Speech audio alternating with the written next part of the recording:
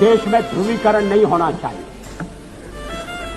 न सांप्रदायिक आधार पर, न जाति आधार पर, न राजनीति ऐसे दो खेमों में बंटनी चाहिए कि जिनमें संवाद न हो, जिनमें चर्चा न हो।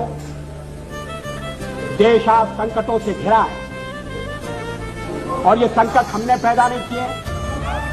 जब जब कभी आवश्यकता पड़ी, संकटों के निराकरण में हमने उस समय की सरकार की मदद की है। उस समय के प्रधानमंत्री नरसिंह राव जी ने भारत का पक्ष रखने के लिए मुझे विरोधी दल के नेता के नाते जेनेवा भेजा था और पाकिस्तानी उसे देखकर चमत्कृत रह गए। उन्होंने कहा कि ये कहां से आए, क्योंकि उनके यहां विरोधी दल का नेता ऐसे राष्ट्रीय कार्य में भी सहयोग देने के लिए तैयार नहीं होता। वो हर जगह अपने सरकार को गिराने के काम में लगा रहता है।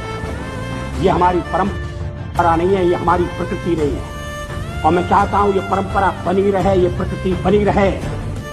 सत्ता का खेल तो चलेगा, सरकारें आएंगी जाएंगी, पार्टियां बनेगी बिगड़ेंगी, मगर ये देश रहना चाहिए, इस देश का लोकतंत्र अमर रहना चाहिए। फाइनली इलेक्शंस का रिजल्ट आ गया और सबसे बड़ी बात यह है कि इस इलेक्शन से सारी पॉलिटिकल पार्टीज खुश हैं। बीजेपी इसलिए खुश है क्योंकि वो गवर्नमेंट बना रहे हैं, कांग्रेस इसलिए खुश है क्योंकि उन्होंने 100 क्रॉस किया है और बाकी पार्टीज इसलिए खुश है क्योंकि उन्होंने इंडिया अलायंस के साथ मिलकर एनडीए को टफ कंपटीशन दिया है।